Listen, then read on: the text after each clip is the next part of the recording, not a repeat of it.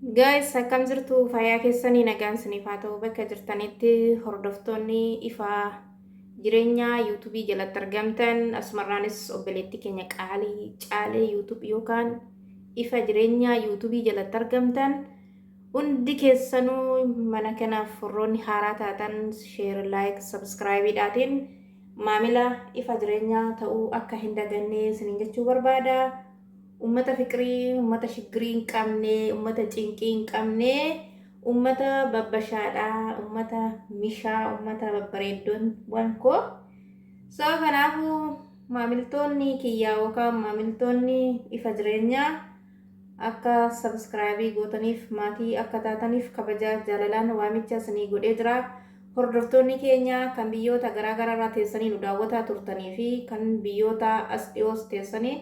hiriyoonni keenya biyyoota gurguddoorroo teessanii nu daawwataa turtanii fakkeenyaan kan akka biyya Ameerikaa fa'aa kan akka biyya Kanaadaa fa'aa kana jechuudha. Anyways carraa sana qaqqabuu ni dandeenya. Akkas isiniin jedha warra nu daawwataa turtaniif galatooma isiniin jenna akkasumas obboleettii keenya ifa jireenyaa congratulations jennee jirra baga milkooftee jennee jirra. Kanaafuu uummata keenya fiqiroochee wuddoochee share like godhaati maatii ta'uun dagatiina isiniin jedha. Anillee mana kanaaf waamichaa fi kabajaatin dhufee jira. Akkasumas obboleeyyan teenya warri haftanillee akkasuma wal gargaaruudhaatiin wal jajjabeessuudhaatiin akka tokko taatanii isiniin jennee jirra. Ifti jireenyaa kun bu'aa baay'ee keessa darbee as gahee ifa jireenyaa jechuun maal jechuudha jechuu dandeessu. Namoota baay'eetti gaaffii ta'uu danda'a. Uf ho'aa jirayyuu amma beektanidha. Koshinaa keessa taa'ee haasaan jira. Viidiyoon kun yoo kamtee 2000 daawwatamuu qaba. Otoo hin jaallattanii miti giddii keessanii. So kanaafiyyuu ifti jireenyaa jechuun egaa hiikasaa abbuma maqaa kanaan baneetu isinii hiika. Maal qabattee dhuftee yoo jettanii guyyaan irraa keessaa waan ana qabadhee dhufee obboleeyyan teenya warroota sooshaal miidiyaa irratti abbaa manaa isaanii fidanii piraankii naa godhii sarpiraayisii naa godhii jedhanii lakkoofsa isaanii sooshaal miidiyaa irratti hiranii boodammoo keessaan yoo naqanii dubbisan inni bilookiidhaan gaggeessee jira. Dabalataa obboleettii tiyyaa sooshaal miidiyaa mari'atteen jaallanne duras qalbii makeetu si fedhee jaallatte ammas immoo lakkoofsa abbaa manaa kee ofidde fakkeenya hamma shamarran biyya alaa keessa kan jirtu yoo akka ammaate maqaa 4 gadi jiru namni jiru hin jiru hunduu maqaa mataatti qaba. Tarii jaalalleen keessun yookaan fiqiranyaan keessuni maqaa ati hedduu qabda waan ta'eef maqaa ati hin beekne sanas si waamuu danda'a. Of course sabbari anyways kun egaa faashinii keessanii abbaa manaa keessanii sooshaal miidiyaa irratti baaftanii gurgurtanii kaatanii deebistanii nama komatiinaa isiniin jechuu barbaada. Hordoftoonni keenya isiniin jechuu barbaada. Laayik illee godhaa leencallee darbadha. Warroonni hordoftoota ifa jireenyaa jalatti argamtan ifti jireenyaa yeroo ammaa kana qophii bareedaatiin yookaan qophii bashannanaatiin yookaan qophii jaalalaa torbeedhaatiin akka isinii dhiyaatuuf waamicha isinii goonee jirra. Isinis immoo mana sanaaf akka haaraa taatanii sabskraayibiidhaan laayikiidhaan gootanii hedduu isin galateeffanna. Yeroo baay'ee jechuudha dubartoonni keenya anumaa kaasee ofii keenya sadarkaa keenya gadi buusna. Duraan dursee habittii tiyyaa ofillee kabaji namallee kabaji. Duraan dursee dhiira tokko gaafatti dhiyaattu na duukaa miti kan itti dhiyaatte. Na duukaa itti dhiyaanne wanta ta'eef akkuma qophaa jaallattee qophaa fixxee. So kanaafu akkuma yeroo darbee haasofni irra wanta natti fakkaata. Shamarran baay'ee yeroo ammaa kana abbaa manaa keessan kontiraata gashaa jirtu mana kennaatti. Mana seenaatti sorry my god nan dogongoree eda buna dhugne hin rafne karooftichillee hin badee. Isiniin jechuu barbaada asumarraan taap share. Hai maa calliftee na laalti. So kanaafiyyuu qimamochee sagalee kiyyaa weerarina yeroo tokko akkas ni jira. Kanaafuu obboleeyyan keenya biyya namaa keessa jirtanii namoota biyya namaa keessa teessanii onlaayinii irraadhaatiin dhiira jaallattanii boodammoo qabeenya keessanitti kennitanii boodammoo fiddanii mana seenaa salaaletti abbaa manaa keessanii kontraata kennitan yookaan abbaa manaa keessan gurgurattan kuni rabbiin sinaa sabbarsiisu rabbiin obsa siniyaa kennu kuni aamsa mataa kiyyaati kuni yaada dhuunfaa kiyyaati. Anyways ani waa gochuu hin danda'u sintu abbaa manaa keessan social media irratti fide habitti abbaa manaa kee mana keessatti qabadhu abbaa manaa kiyya naafattan hin jedhini lakkoofsa banadhuuti kuna biyya arabaa keessa jirta akkuma maqaan kee shanii lakkoofsa 5 banadhuuti abbaa manaa kee deemii fattanadhu sin jedha kun aamsa kiyyadha sin jaalladhaan jaalalan taatu inni jedhan suni dhugumadha qo'ee bishaan irratti dhuga habitti qo'ee tap tap tap tap tap tap tap Inna kanaafu maamiltoonni ifa jireenyaa jalatti argamtanii dhugaa rabbii yeroo baay'ee nuti dubartoonni dhiiraaf harka kennitanii dhiiraaf kuftuu dhiiraaf boossuu dhiiraaf cabduu habitti tiyyaa kan si jaallate jaalladhu kan si gatee guute wadafiiti jedhiini kanaafu caldittee tokko duukaa bu'aan nafiini tokko duukaa qalbiin cabiini siin jechuu barbaada yeroo nama jaallattu immoo akka jaallattee dhabduu sin dagatini akka argattu sin dhabini irraanfatini sin jechuu barbaada bultii kana keessatti beektanii bultiin kuni nama hundaaf hin mijooftu amma akkuma argitanii shamarran biyya arabaa kana keessatti wal fuudhaa jirtu irra caalaan namoota muraasatu waliin jira malee namoonni muraasni walii kee jira keessumaa amma fakkeenya isinii kaasaa biyya Dubaay keessatti jechuudha maal akka warratti dalagaa jiranii waan fokkataa waan social meediyaan hin jaallanne walirratti dalagaa jiru maaliifi waldala deebanii walinaafuu gochan taane warratti dalaguu mana Sudaanii minaamini achi oolu jedhanii rabbumatu beekaa isa kana ani beekuu hin dandeenye soo kanaafuu jechuudha walinaaffaa kana walirraa dhiisaati jireenya mataa keessanii jiraadhaa kunillee akka waaqaatti illee sirrii miti akka rabbitti illee sirrii miti amma fakkeenyaaf Dubaay keessa namni jaartii tokko bichaa qabu hin jiru jedhanii jaartii sadii qabaa jedhanii amma rabbiif haa galatu sargiin illee nurraa dhaabbatee jira duraan guyyaa jimaata sargiidha jimaata suuqii eebbisu mana nyaataa eebbisu amma kun akka kanatti achi buuteen isaanii dhabame kanumaafuu achuma nagaa nurraa haa boqatanii miskiinni illee aaraa galfatu miskiina biyyarraa fidanii mana fooqii ijaarsaatti fidanii ilmoo haadhayyeessaa meeqa boossisanii ilmoo haadhayyeessaa meeqaatiin sargii godhatanii haatiyyeessaa meeqa boossee sabbata hidhattee marrimmaa ishee hidhattee ilmi kiyya deemee hojjetee naa jijjiiruu jettee daldalaan karaa tokko biizaa kijibaatti ergee biizaa foorjitiitti ergee boolee yoo dhaqu bakka ayyarii yoo deemu bararuuf jecha finfinnee yoo deemu baasii akkam akkas hin gaafatu hin beektu jireenyi akka yeroo duraa gisee nuti biyya jirru sana miti yaa wuddoochee warroonni biyya namaa akkuma 400 baaftanii biyya namaa deemtanillee biyyuma keessan keessatti gara finfinnee deemaati mana shaayii bareedaa tokko tukkusii tokko banaa buskutii tukkusii kan tokko wajjiniin faa gootanii yoo bantanii hin guddatta biyyi namaa kun akkatti lubbuu dhabuudha amma eengadda ijoollee keenyaa obboleeyyan keenyaa eengadda jechuudha fooqirraa kukkufanii du'an sun mana ijaarsaa irratti du'an Dubaay keessatti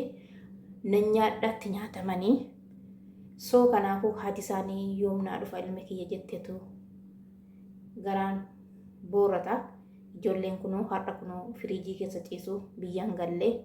yaa obboleeyyan teenya gara Dubaayitti deemaa jirtanii homaa tokko sin awwaaxa'u yeroo darbe micaawwii tokkollee akkasuma du'ee walirraa waan barattan isinii amma hin gaddallee ijoollee shawaa lamatu du'ee duraan immoo shawaa lixaa aanaa baakoo tibbee keessaa micaan sun kan du'ee isallee akkuma ta'ettu biyya galchanii amma ijoolleen lama kun firiijii keessa ciisaa jirti ummata keenya qaalii biyyaa bu'uun duraa biyyi namaa maal akka taatee baradhaa hojii mana ijaarsaatti hin galiinaa sinoo ofiiyyuu afaan hin beektanii ho'i biyya kanaa afuura nama keessaa baasaa biyyi namaa maal akkasinitti fakkaate hagatti biyya namaa haga itti barattanitti waa'ee mafooqii gubbaa kana dalaguu itti dhiisaa maziraafaa kana gaalafaa kana eegaa ijoolleen haaraan biyyarraa dhuftu batalee yeroo ammaa kana keessa jechuudha akka jiraniitiin hedduu wal galaafataa jiru hedduutu du'aa jira keessumaa immoo jechuudha wanti barana ta'aa jiru biyya Dubaay keessatti gonkumaan taane ijoolleen keenya kaan biyya Saudi Arabiyaa keessatti dhumatanii seeraan ala deemanii daangaan ala deemanii amma immoo jechuudha biyya Dubaay keessatti birrii 450 kanfalanii jechuudha lubbuu isaanii achitti daaraa godhanii lubbuu isaanii achitti dhabanii nan nyaadhan nama nyaatti ilmi namaa tokko baratee ka'ee qabxii dhabaa inni kaan immoo baratee ka'ee eebbifamee ka'eetu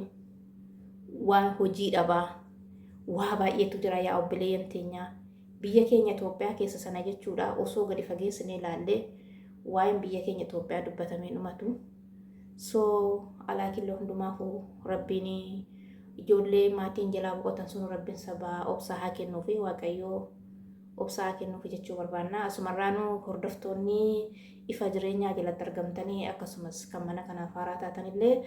subscribe illee like illee gochuu hin dagatinaa hedduu sin jaallannaa hedduu sin kabajnaa manni mana keessanii yoo wal gargaartanii mammaas ka tokko maal jedhani qunceen wal gargaartee arba hiiti jedhani so nulillee waliif gaachanaa nulillee waliif dahoodha wanta ta'eefi wal gargaarree bakka guddaa tokko waliin haa geenyu siniin jechuu barbaada kuni yaada ifa jireenyaati warroonni